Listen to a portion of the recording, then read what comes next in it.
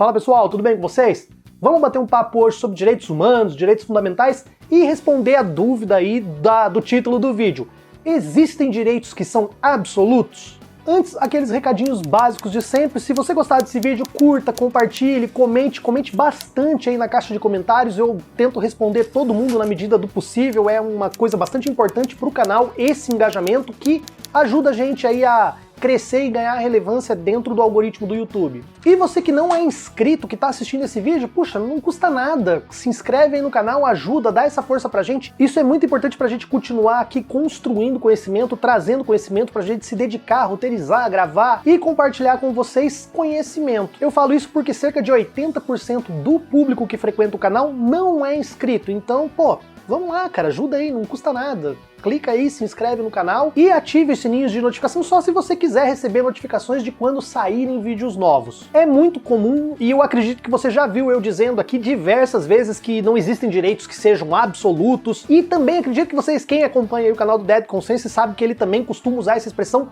muitas vezes. Mas afinal, e de vinheta eu quero aqui um globo de geografia assim de ponta cabeça, com o sul para cima e o norte para baixo. Não existe mesmo nenhum direito absoluto? Vou dar um spoiler logo de cara aqui para vocês que não querem assistir o vídeo até o fim. Sim, existem. Poucos, mas existem. Primeira coisa é que a gente não pode confundir direitos humanos com direitos fundamentais. Os direitos humanos são direitos, são convenções que são internacionais que dizem respeito a diversos direitos aos quais todos os seres humanos devem ter, devem poder usufruir deles. Já direitos fundamentais são direitos que são tratados, são trazidos para o corpo legal como normas dentro da legislação, dentro dos ordenamentos jurídicos. E aqui no Brasil nós temos vários direitos fundamentais que foram trazidos para a Constituição que quase que 100% das vezes coincidem com os direitos humanos. Então, apesar de ter essa semelhança, apesar dos direitos humanos também serem considerados, muitos deles aqui, direitos fundamentais, eles não são necessariamente a mesma coisa. E a gente pode trazer aqui algumas características desses direitos humanos, que também são direitos fundamentais, que permitem a gente identificar e diferenciar ele de outros direitos simples.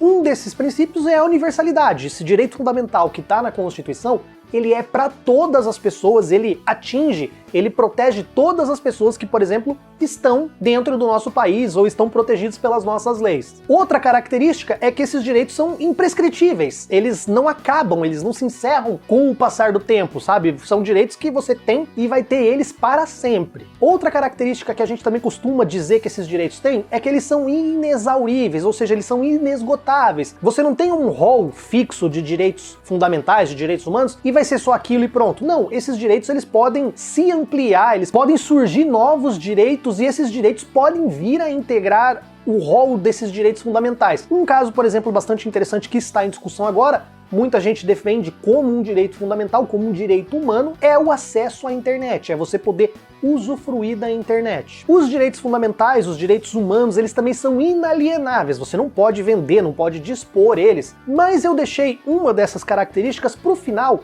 que é a relativização desses direitos humanos, que são características dos direitos humanos e dos direitos fundamentais que permitem o que? A sua flexibilização. E é aqui que as pessoas, grande parte das pessoas, entendem que os direitos não são absolutos. Se você procurar vários livros de direito, muitas pessoas vão falar, não existe nenhum direito absoluto e tal, mas isso já é uma teoria que já está começando a ser ultrapassada, já está começando a surgir no seio do direito vários autores que, com razão, eu concordo com eles, defendem que sim, alguns direitos são absolutos, mas a grande maioria dos direitos, inclusive dos direitos fundamentais, eles são relativos. Por exemplo, você tem o direito à vida, não tem?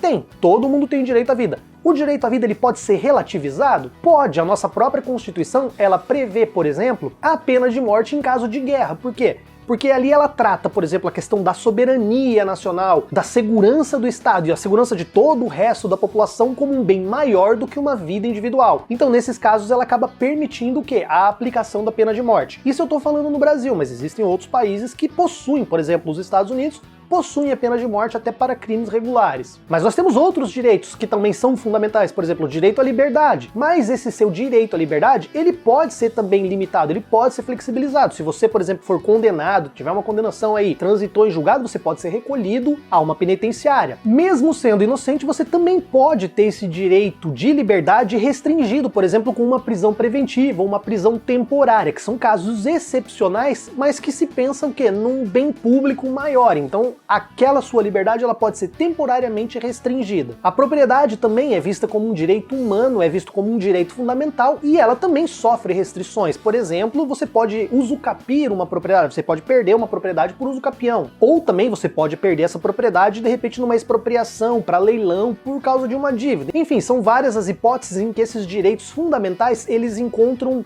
limites que podem flexibilizá-los, em que eles não são absolutos. Beleza, mas existem nesse rol de direitos, nessas garantias constitucionais, nesses direitos fundamentais, direitos que não podem ser flexibilizados, direitos que são tratados como direitos absolutos? Sim, se você procurar por qualquer um desses três que eu vou falar agora, e inclusive tem um quarto que eu não concordo muito, algumas pessoas defendem, mas nós vamos falar sobre isso, que você não vai encontrar nenhum julgado que flexibilize, que autorize ou que considere que ele possa ser, sei lá, praticado um pouquinho em detrimento de algum outro bem jurídico ou de algum outro direito fundamental. O primeiro deles é o direito a não ser escravizado. Você não vai encontrar nenhuma hipótese do direito em que um conflito de direitos possa permitir a escravidão. Inclusive, na própria Constituição você tem, além dessa questão da escravidão, você tem a proibição de penas de trabalhos forçados. Mesmo que você esteja lá privado da sua liberdade, você não pode ser obrigado a trabalhar se você não quiser. E aqui fica aquele abraço para os amigos ANCAPs que defendem uma metodologia, uma teoria, um libertarianismo que, em última suma, na ausência de regras e na ausência de um Estado, pode acabar permitindo sim a escravidão. Então, isso atenta contra um dos direitos universais, fundamentais e absolutos. Nos mesmos moldes da questão da escravidão, ninguém pode ser submetido à tortura. Esse também é um direito fundamental e também é tratado por grande parte da doutrina como um direito absoluto. Você nunca vai conseguir encontrar uma hipótese em que você vai poder autorizar dentro de um... Claro que tortura existe, escravidão existe, essas coisas existem, mas à margem, fora do direito. O que você nunca vai encontrar dentro do Estado Democrático de Direito, dentro da construção jurídica do Brasil, nos nossos tribunais, aplicando a nossa legislação atual, alguma hipótese que vá permitir a escravidão ou que vá permitir a tortura. E aqui fica um recado para os colegas bolsonaristas para abrirem sua mente e para pararem de idolatrar um boçal que tá na presidência da República, que faz apologia à tortura e que homenageia um torturador. Então fica aí o recado também pra vocês. Beleza, esses são dois direitos fundamentais absolutos sobre o qual você não vai encontrar nenhuma restrição, nenhum outro tipo de direito fundamental que vai entrar em colisão e que você vai acabar mitigando eles. Então eles são sim considerados direitos absolutos. Tem um terceiro que parece até brincadeira, ele está do lado desses dois que são tão importantes, que tão fundamentais, mas se você olhar a lógica jurídica, a lógica sobre qual foi construído o direito, você também pode deduzir que ele é um direito absoluto. E qual é esse direito? O direito de não ser associado e nem permanecer em alguma associação contra a sua vontade. Pô, de escravidão para tortura para não se associar. Pois é, nós temos na Constituição, lá no artigo 5º, acho que se não me engano no inciso 20, o direito de não ser associado compulsoriamente e nem permanecer associado se você não quiser. O direito a se associar também é um direito fundamental. Só que o direito de não permanecer ou de não ser constrangido a se associar, ele é um direito relativamente novo na nossa Constituição, acho que só na de 88 que vem expressamente garantido, e é um direito que, se você procurar na Constituição, nós temos diversos julgados e você nunca vai encontrar uma hipótese em que esse direito acaba sendo relativizado. Uma associação, por exemplo, de um condomínio, existe o condomínio, você paga um condomínio, e no condomínio também existe uma associação recreativa, e essa associação recreativa, ela queria que as pessoas que viviam no condomínio fossem obrigadas a pagar a sua mensalidade, porque elas também desfrutavam dos benefícios que aquela associação trazia. Não confunda novamente com o condomínio, a pessoa pagava o condomínio, mas além do condomínio tinha essa associação. Isso foi parar no STF e o STF decidiu que é inconstitucional você obrigar alguém a ingressar numa associação sem a vontade daquela pessoa. A mesma coisa nós temos no STF de uma pessoa que, por exemplo, era membro de um clube e ela queria sair do clube e o clube não queria deixar que ela se desassociasse enquanto ela não quitasse, por exemplo, mensalidades atrasadas. Novamente o STF decidiu que as dívidas a pessoa cobra, faz o que quiser com ela, entra na justiça, mas ninguém pode ser constrangido, compelido a permanecer numa associação se ela não quiser. Realmente, pela lógica do direito, eu acho que você não vai encontrar outro direito fundamental que vai entrar em rota de colisão com esse. Então esse é o terceiro direito fundamental e absoluto que nós temos dentro do nosso ordenamento. Agora eu vou trazer um quarto direito que algumas pessoas entendem como fundamental absoluto, outras entendem só como fundamental. Nós não temos até hoje nenhum julgado pelo STF que chegou a entrar em rota de colisão e precisou mitigar ele. Por enquanto ele está invicto na Suprema Corte, mas eu particularmente, assim como algumas pessoas, acreditam que ele não é fundamental absoluto, ele só é fundamental, que é o direito ao sigilo da fonte jornalística. Algumas pessoas dizem que esse direito seria absoluto também, mas eu já acho que ele pode sim eventualmente colidir com alguns direitos em que você vai ter uma decisão que pode acabar flexibilizando ele. Vamos pensar aqui, por exemplo, numa situação de, sei lá, terrorismo. Você tem uma bomba que foi instalada em algum lugar e um jornalista recebe uma informação quente, uma informação de uma testemunha ocular, de uma fonte que garante pra ele que tem uma bomba e essa fonte sabe onde tá, mas não fala pro jornalista onde que está essa bomba. Aí no bojo das investigações, sei lá, no contexto geral, sei lá, é a Copa do Mundo, alguma coisa assim grave mesmo, você tem informações de que foi comprado material para construir bomba, você tem pessoas que foram, sei lá, presas, engenheiro que foi preso,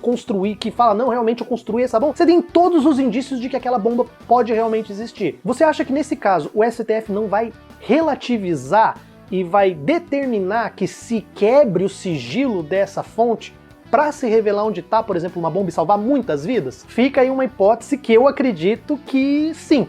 Eu acredito, portanto, então, que esse direito do sigilo, ele não é tão absoluto. Ele é um direito fundamental, sim, é um direito fundamental, mas assim como qualquer direito fundamental que nós temos lá na nossa Constituição, como direito à vida e liberdade, ela pode eventualmente ser mitigada, ela pode ser flexibilizada. Então, pessoal, esse foi o vídeo de hoje. Espero que vocês tenham gostado, espero que vocês tenham aprendido uma coisa nova. Nós temos, sim, direitos fundamentais e há exceções que são os direitos absolutos, que são os direitos que nós falamos no vídeo de hoje. Eu vou ficando por aqui e, novamente, se você chegou até aqui e não se inscreveu no canal, clica aí, por favor.